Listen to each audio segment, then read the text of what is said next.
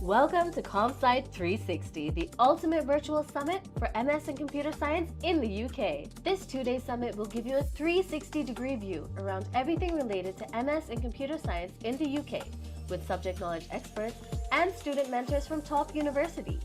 Before we hear from the expert, we want to walk you through the CompSci community on the Nebula platform, a dedicated space for you to connect with other attendees and build lasting relationships with fellow computer science enthusiasts. Throughout this summit, you will interact with a number of subject knowledge experts, and if you wish to get a personalized one-on-one mentorship session or get your queries addressed, you can book a slot with them by visiting their Nebula profile. We believe that this session will enhance your learning experience and help you achieve your study abroad goals. Thank you for joining us today, and we hope you enjoy the summit. Hello everyone. Welcome to the CompSci360, the ultimate virtual summit, the biggest virtual study in UK summit for computer science aspirants. My name is Priyanka Cholera and I am the Community Engagement Associate at Nebula, but you can call me as a community buddy. Before we begin with our session today, which is on choosing the right accommodation on campus, off campus, or private rentals or homestays, I would like to introduce you to our platform as well as the summit. Nebula is a community based platform that helps study and work abroad aspirants connect with their mentors who can help them eliminate their fears of staying in an unknown land. Many highly accomplished scholars across the globe who have pushed their boundaries have listed themselves as mentor on Nebula. We have built a powerful community of people that are brought together by technology. CompSci 360 is a summit organized by Nebula to help students who aspire to study masters in computer science in the UK. Right from applications to accommodation, we cover every aspect of studying masters in the UK for 2 days. Today, one of our mentors will be sharing on how to choose on right accommodation. Before I open the session for questions, I would like to tell you a bit about Lathashree here. Lathashree is pursuing her master's in computing, artificial intelligence, and machine learning from one of the top colleges, that is Imperial College London. We welcome you, and I would encourage you to share something about yourself. I'm Lathashree. So I'm pursuing my master's in computing with artificial intelligence and machine learning as my specialization. Uh, so my degree gives an opportunity to uh, select your subjects, varied over electives and electives, so that you can tailor your course to whatever you would like to be doing, majorly focusing on your specialization, but also try to dive into any finance related subjects or any other subjects that you would like to do. So it has been a great journey being at Imperial, going through a fast-paced course and learning a lot of things. And it is really, it is really a fast-paced course. You have your two terms, and then you have your project term, which would be which would be a main thing in your degree, where you will have to choose your projects on whatever field you would like to work on. That's about. Thank you so much, Lata, and thank you so much for taking out time for us. I just want to tell our audience that Lata had another session also on a different track, and like the host, she has been talking about helping students to study and plan their masters better in UK. So I would like to thank you once again for taking out so much time for us early in the morning, as UK is running. It has a big time difference with India, so we really appreciate that you're accommodating us in your schedule. I'm happy to help. So, Lala, to begin with, as our topic is about choosing the right stay, so can you tell us about how you are managing accommodation in the UK before we touch upon different kinds of accommodation? Yes. Um, when I had to join Imperial College, they don't have a student on-campus accommodation for master students. So they allow master students to choose any private accommodation that they would like to. So I decided to go with a private accommodation, and I am staying around 40 minutes far from my college. London is a well-connected city. You have either at least a bus or a tube connection. So it is really okay as long as you can travel. I mean, reach your college in 1 hour. So I would say that is really feasible. Uh, because you will have to do a trade off, as in how much you'll be spending versus how much you'll be able to I mean how far you are. So that was my main criteria when I was looking for. And so I'm in a private accommodation. So this I've taken a studio flat, and my tenant lives on the ground floor and I'm on first floor. That is what my how my accommodation. Thank you so much for sharing with us, Lata. These accommodation is a very personal choice, but I'm Yes. very grateful that you're opening up about how you thought it out and how you planned it, so that students who are attending this or you might see this later can also plan it accordingly. So, like you said, Imperial College doesn't have accommodation for master's students, so I think there goes the option of even thinking about getting a uni accommodation unless you're going for bachelor's. So now that the options you're left with is private rentals or homestays and only off campus choices basically. So can you tell us a bit about different kinds of accommodation that I just mentioned? What is a homestay, and how is private accommodation in UK different than private accommodation in India, as you would speak from your own experience only? So coming about talking about varieties of accommodation that you can choose from. So one, there is a student accommodation. So there are similar setups like PGs which we have. So they are the student accommodation where they manage everything. Right, so they have a variety of rooms like a room sharing or your single room, and they also some accommodations provide food, and mostly it'll be a breakfast, dinner, and lunch and dinner. Some might not provide lunch. So the PGs that we have back in India, so it is more or less like that, where they'll be making sure everything is running in place. Whereas if you take a private accommodation, you will have to make sure you run your house. Yeah, so you will have to start from scratch. And when you talk about private accommodation, it's also about there is an option where you can take a furnished house or an unfurnished house. So if you're trying to take an unfurnished house, for us, we are moving for the first time, I feel like having a furnished house during our student accommodation will be helpful, because we don't have to have that initial setup cost. But I do feel that there will be a little difference in the rent that you might pay.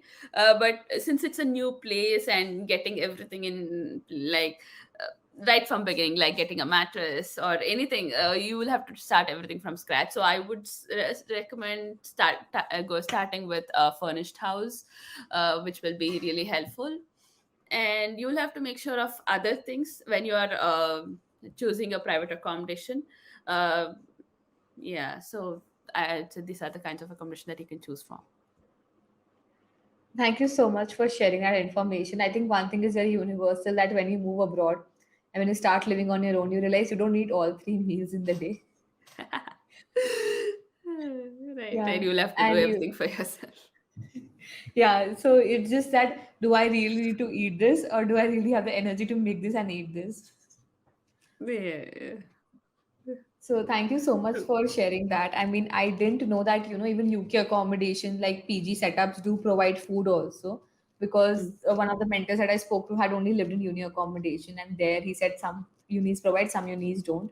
But the option of someone cooking for you opens up another question, that if they do offer, homestays, like if they do offer a PG setting, then the food must be also like, only UK flavored or UK based, like it's like English platter. So I think Indian students who will still struggle there, even if they land up in a PG system, they would feel like it would make them feel homesick because they would miss Indian cooked food, right? Yes, that is also a drawback of choosing a student accommodation with the food, everything. But that is true. The food would be flavored to UK, so you will not feel that spiciness that we have Yeah. back at home, and you will start missing it. But then there is also an option. So the accommodations will be having their own kitchens.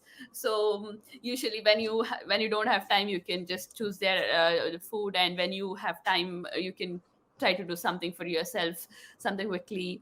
And there are a lot of things that you can get, like partially cooked ones, all the Indian items, curries and breads. So you can uh, choose, but it's up to you how demanding is your course and how much you can bring it together.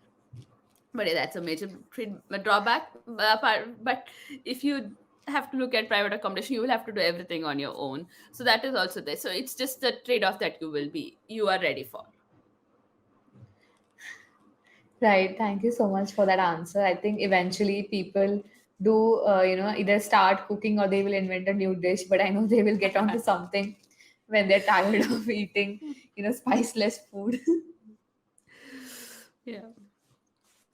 So, Lata, I have another question when it comes to choosing right accommodation. One is the preference of sharing, like you said, and the other main factor that always clouds our decision is also the cost of living. So, if you can share that, how much does a private rented house when you split it with someone, and also when you choose a homestay, how does it like the prices compare? And can you even share where Imperial College of London is located? Is it in central London, or or in the outskirts? So based on that also, I think you would have inputs on where to buy the right places. Yes, so if I have to start with my college, so my college is Imperial is at one of the costliest areas that in London. So it is in South Kensington. So it's very expensive when I'm there to get any get an accommodation. But there are a few student accommodation around universities. One of my friend is living in a student accommodation, which is around 20 to 25 minutes of walk. So what I would say is there is I feel like there will be around 30 minutes of journey, be it by walking or by bus, because you really can't take an accommodation so close. It is extremely expensive. When I was looking for accommodation, so I started early because I wanted to know what will be the price range. Suppose if can I negotiate like how we can do in back in India. So is there a option to negotiate, or if somebody says so much rent, how would I know is it worth it? So that was the main reason I started looking early. I started researching what are the areas that I can choose around my universities, and how much time would I require. So what is my travel time on an average, either by bus or tube. And then I started looking out from various platforms like Spare Room, Rightmove, Zoopla. So those are the private. So those web apps are for private accommodation. Private. When I say private, it is also like you can take your completely. Take your place completely like a studio or a full 2 BHK for yourself. Or there are also options where you can choose, you can decide to take only a room in a flat. So a flat will be having 5 rooms and you will be taking one.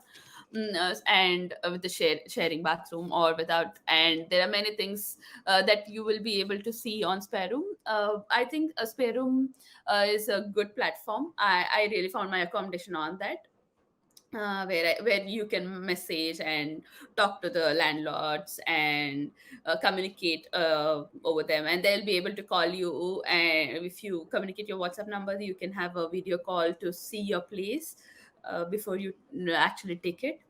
And so I when I started looking out, I started to list down areas that I can take, and then started searching accommodation. So what would be the price range if I'm being in that area. And that's how I ended up with my accommodation here. It is around 40 minutes, and the price all includes all the bills. So that would be a main thing. So you will have to see, are the bills included, or is the council tax considered, or if you have to pay, and is the internet provided, or if you have to pay. So all of that will become a setup cost if you try to take a unfurnished house. uh, but yeah, so that were my main criteria when I was looking for. I didn't want it to because when you come in here and when you're starting out, managing all of it might get difficult. So making sure all the bills included is a good option, I feel, so that you don't have to worry about anything and just give rent to the landlord and they'll take care of it. Mm, yeah. Thank you so much for that answer. And just a follow up question on that, that one of the mentors that I spoke to on this track did tell me that uh, the council tax tax that you get when you rent a place sometimes is waived off if you send a email by your university to the government. Huh. So is that an option by Imperial College? Do they support that as well? Yes, yes. So that is also that is a good thing. So when you are a student, so your council tax will be waived off if you're living alone. But for that, you will have to get a letter from Imperial from whichever university you're studying in. So I had to take a letter from Imperial College saying that I am a student at this university, and then I submitted it to the council, and I was able to get repaid. So I am living with my partner here.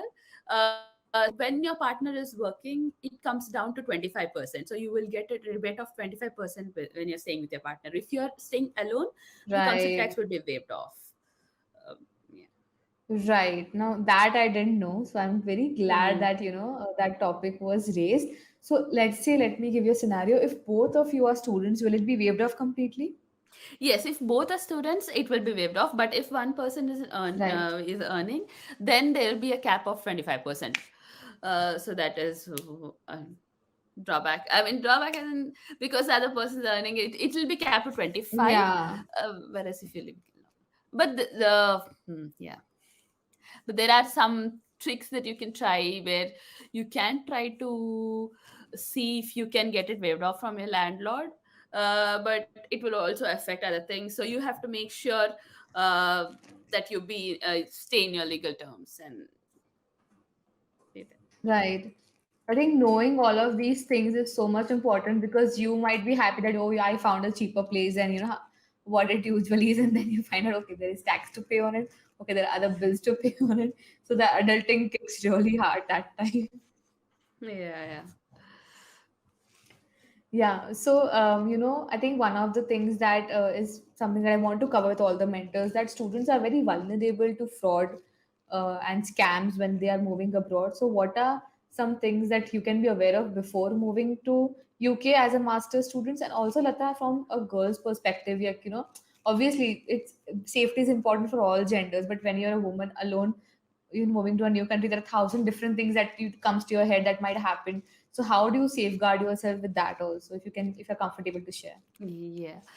So first, before choosing your accommodation, I would say make sure you have do a video call and get see the place at least in through video call. And if you're taking a private accommodation, you will have to pay an advance that will usually be like a month's rent. So I had to pay amount of 1 month rent as an advance before I even got an agreement signed.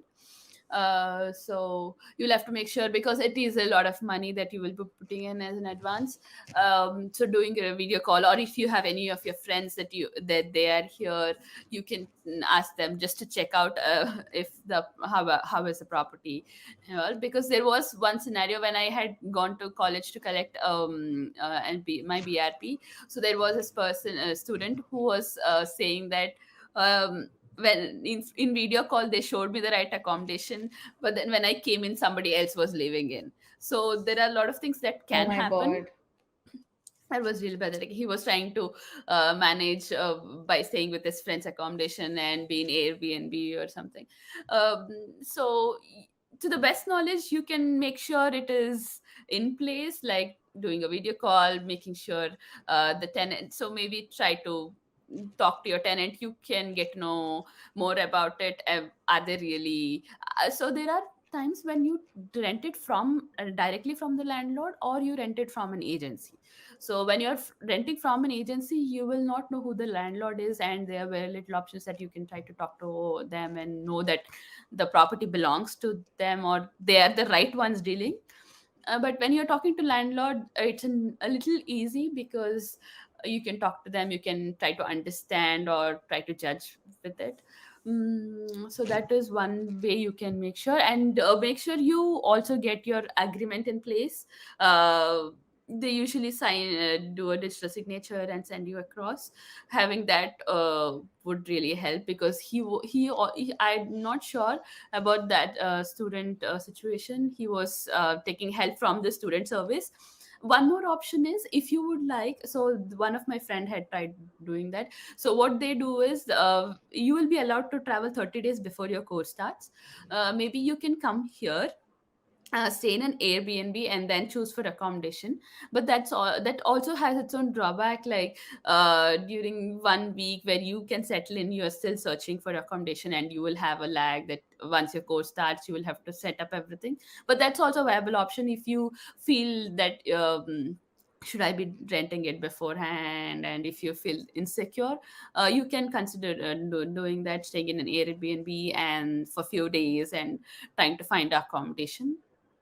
Mm, if I have to travel, say from my perspective, traveling in London is pretty safe. I've come from college when I had some assignments and coursework. I have traveled at even at around 9 o'clock, and it's pretty safe. There'll be people moving around, and there'll be, and even at university you will see a lot of friends staying, and because there will be a lot of load that you will have to work on, you will need computer labs, and you might stay late. But it's safe. Make sure you travel, make sure you travel safe, like, mm, travel right time. Make sure you don't get into roads that you don't know, that sanded roads, or try to make sure that you go in a road where people are moving around or cars are there, not going to strange roads, or take a shortcut. And when you're traveling on bus and tubes, you will see people moving around very late, like even at 9 o'clock, 10 o'clock. And there are some routes which are which operate overnight, night routes. So it is pretty safe. Thank you so much for your answer. And I feel like, there is so much insight to whatever you're saying, because I imagine as an international student, you're already nervous. I mean, there is so much. Maybe you're going with a student loan, maybe you're going with a scholarship. Anyways, there is so much to take care of. And when accommodation, when somebody dupes you, I mean, everything in pounds is into 100 if you're going from India. Yeah. So paying 100 times more for something and just not getting your money's worth is heartbreaking. I mean, I really hope students attend this and are mindful of when they're moving abroad so they can be saved from such frauds. Yeah, it's really a tough thing. You have to make sure, when you have to choose accommodation, you have to consider other things, uh, and how much you will have to, you can spend on travel, and lot of things to consider. And you have to make sure that you're not getting into any bad. But there is only one way. It's just a hope that you will not be frauded, because you can't really do anything from there. All that you can do is try doing a video call, making sure that the property exists. So there was this one trick that I tried, was when I was taking accommodation, after talking to my landlord. So I went, now that Google Maps 3D exists, you can go there, and with the live map you see the photos posted in your ad and what you can see in Google Maps when you travel across. If that matches up, that will be a good way you can verify that your property really exists and they're showing you a right property through the ads.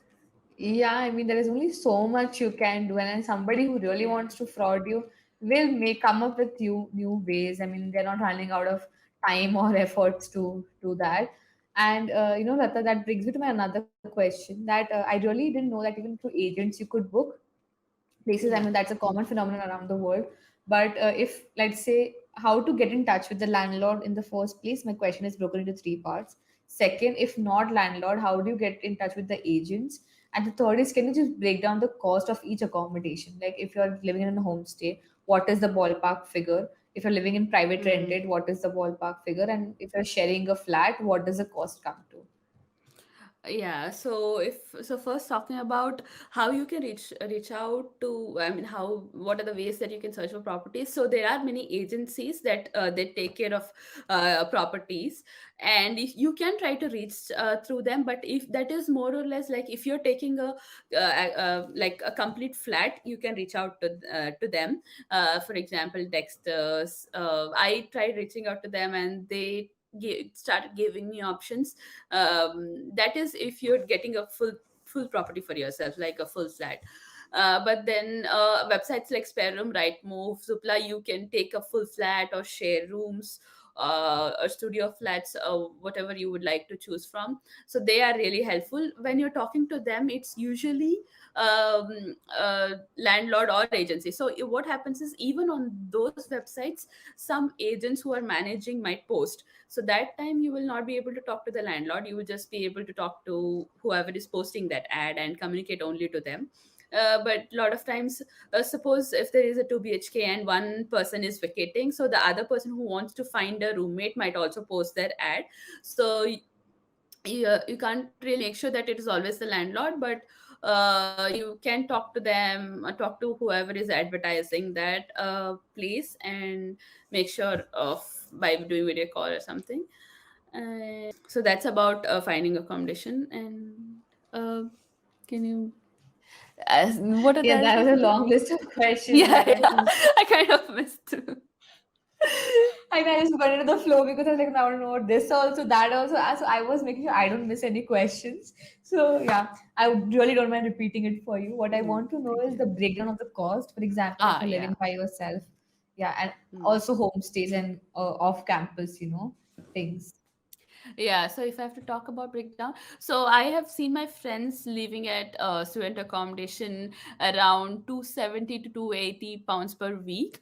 So one of my, so it also depends on where you are living. So if you are living somewhere near in the central London and close to university, my college is actually in the central London. It's very expensive around there. So one of my friend is living at around 280 to 290 per week. But when you're calculating for week, don't just do weeks into four and think that as months. So there will be a little change because there are 52 weeks, and then when you calculate it for month, there will be a slight change. But I think even their accommodation comes up to 1,200. But since they'll be close to university with around 20 to 25 minutes walk, they'll be saving on travel cost. So here I am paying 1,250 with bills included, and tax, council tax will be, was a separate for me.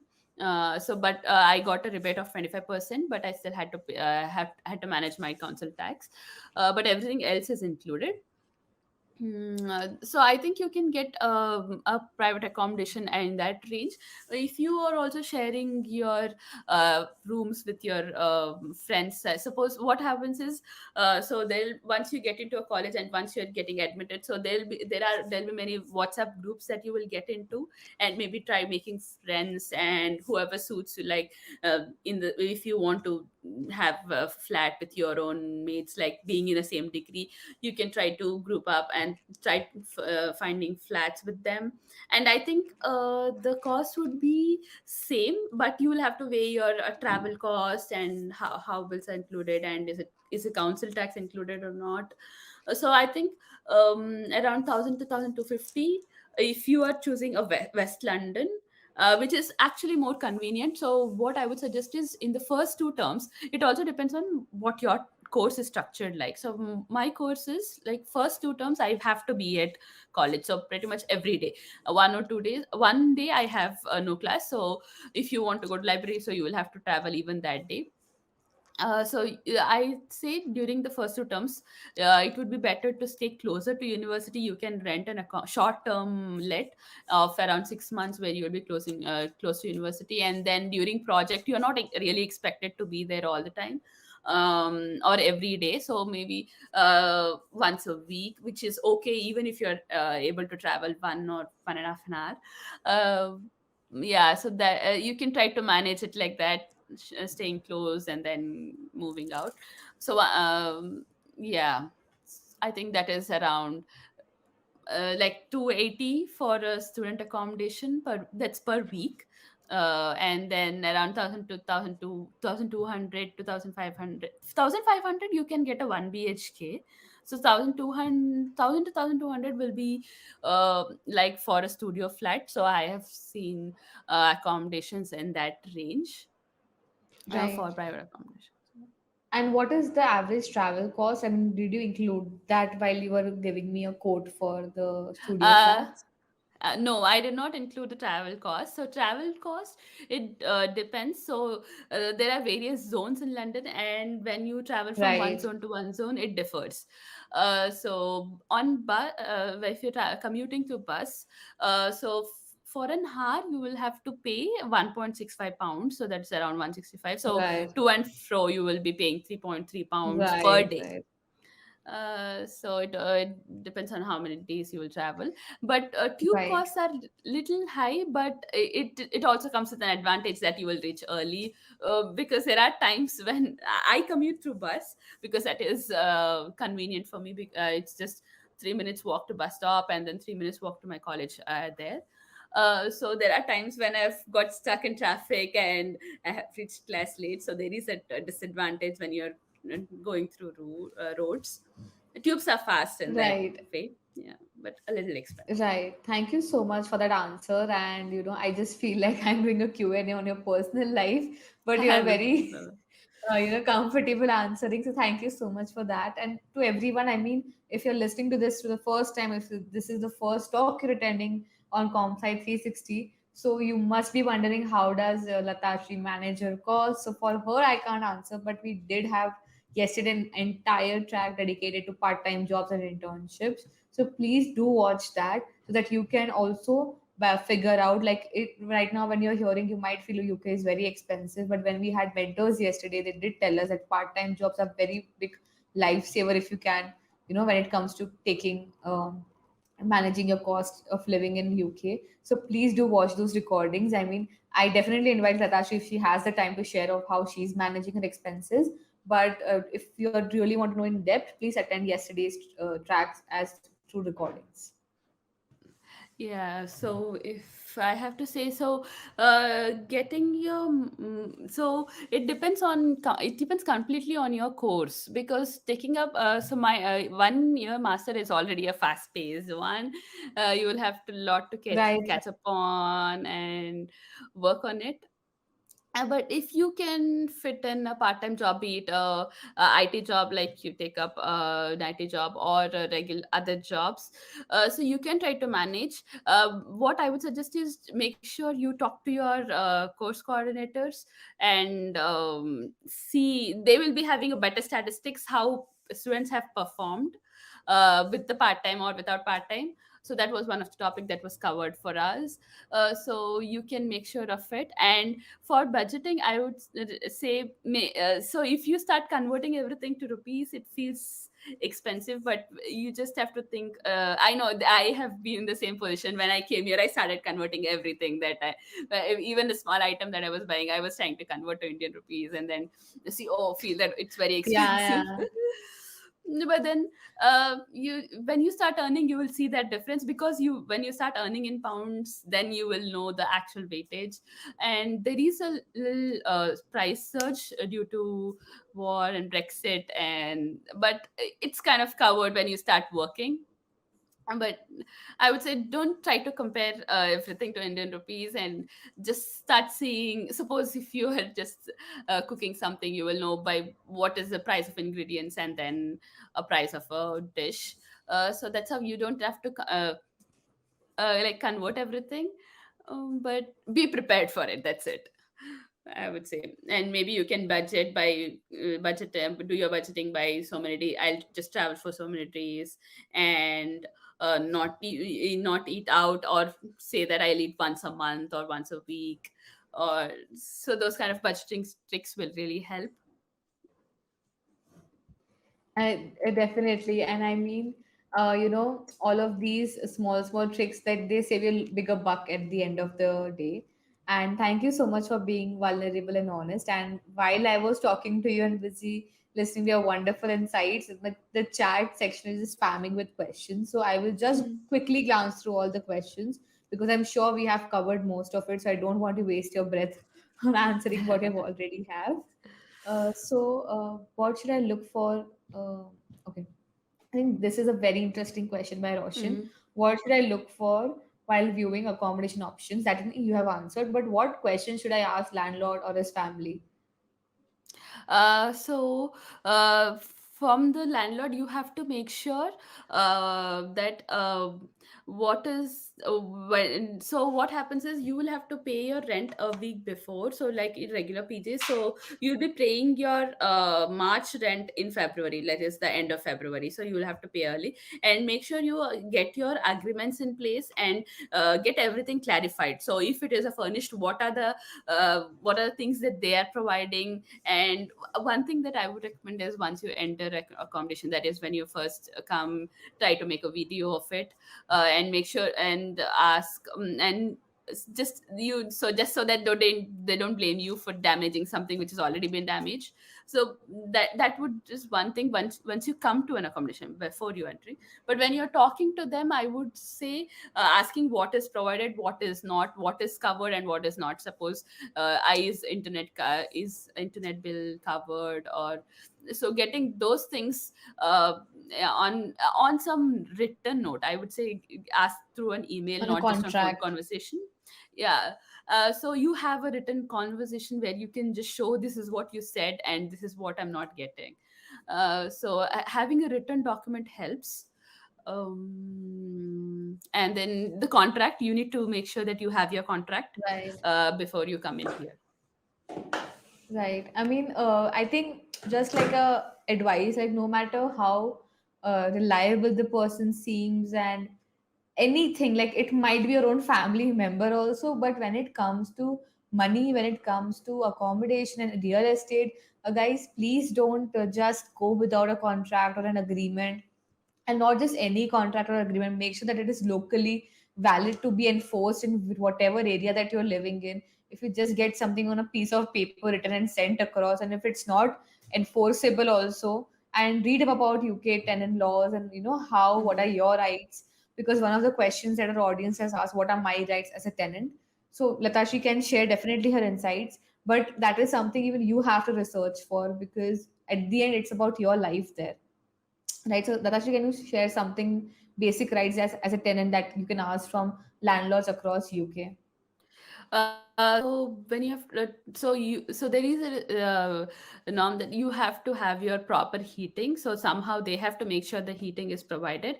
And you what all the things that they have mentioned in the contract. Suppose it's a furnished one, so you have access to these things, so they have to give you them. And you also can make sure of a parking space if you want. So there are many people who just bike to their college, so you can ask them, can you get a place to hold your cycle, or where should I be doing it. And then you have to make sure that your property is in place, and you will be in complete rights to ask them if something is out of order, like if there are lights not working, or you have complete rights over the property that you are renting out. You can always ask them. But there are a few things that you have to take care uh, about your property, and making sure everything is maintained as it is. So even for my landlord, so even if there is any repair of any appliances that or something in their property, they will be fixing it, so that you can make sure before you sign in a contract. Yeah, so heating Right. is the main thing that you will have to make sure Right. it's in place. Hmm. Also, I read when I was looking up for tenant laws, I read that there should be a fire alarm compulsory placed, all Mm. the smoke alarms and fire alarm. And also I read somewhere that your landlord can't enter your residence without a 12-hour notice or without giving you a heads up. Is that also something included in your contract, or is that was just something I read on a blog? I am not really sure. So that was definitely not included in my contracts. I don't have anything specific, but it's usually that way. Which they will let us know if they are coming in, or they usually don't come in. But they will be having a pair of keys, even like how we have in India. So they'll be having a pair of keys. If there is a repair work and they want to get it done, they can always they will have to ask your permission, not without asking your permission, but they can let the person in and make sure that the repair work is done. But I'm not really aware of the 12-hour window that you were talking, but yeah. Yeah, maybe I'll just read up more on it, and maybe I'll also let you know, so that next time your landlord comes, you're like, okay, not following this law, this book. It's really not aware of it, yeah. Yeah.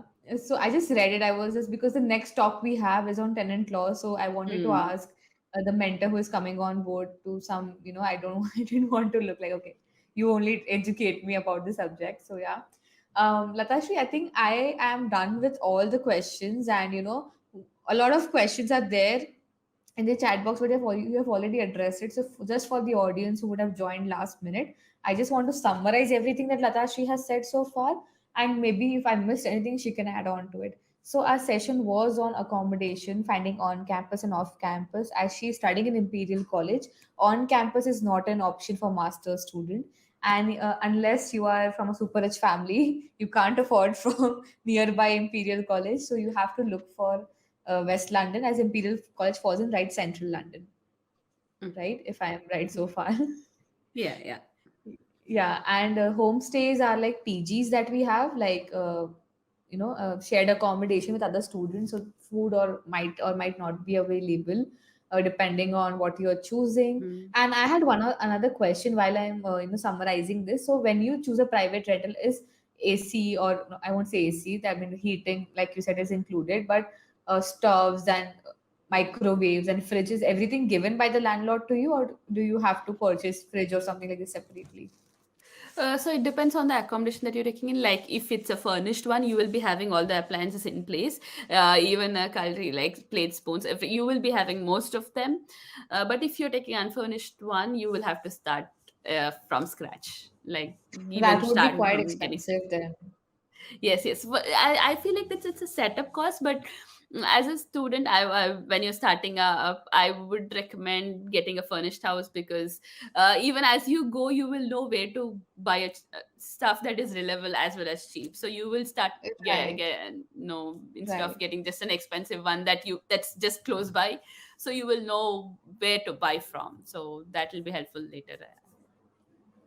right. And throughout the session, she shared amazing insights on taxes, on how you can save money, and travel cost, and what to expect from the flat that you're moving into, how to save yourself from fraud if you are vulnerable to it. And as for women, it is a safe city. London is a safe city to travel in.